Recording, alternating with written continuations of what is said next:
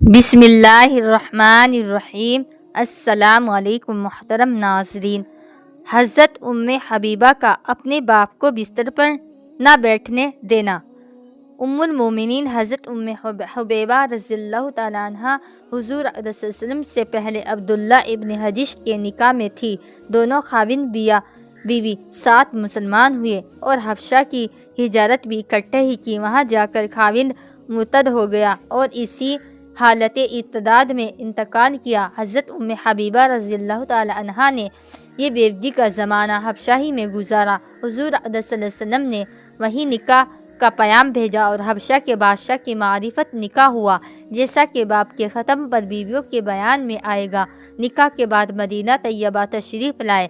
صلح کے زمانے میں ان کے باپ ابو سفیان مدینہ طیبہ آئے کہ حضور سے صلح کی مضبوطی کے لیے گفتگو کرنی تھی۔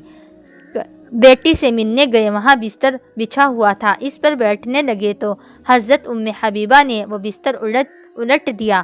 باپ کو تعجب ہوا کہ بجائے بستر بچھانے کے اس بچھے ہوئے کو بھی الٹ دیا۔ پوچھا کہ یہ بستر میرے قابل نہیں تھا، اس نے لپیٹ دیا۔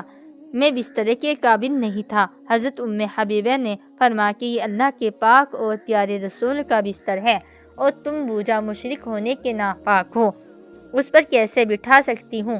باپ کو اس بات سے بہت رنج ہوا اور کہا کہ تم مجھ سے جدا ہونے کے بعد بری عادتوں میں مبتلا ہو گئی، مگر حبیبہ کے دل میں حضور کی جو عظمت تھی، اس کے لحاظ سے وہ کب اس کو گوارا کر سکتی تھی کہ کوئی ناپاک مشرک باپ ہو یا غیر ہو حضور کے بستر پر بیٹھ سکے۔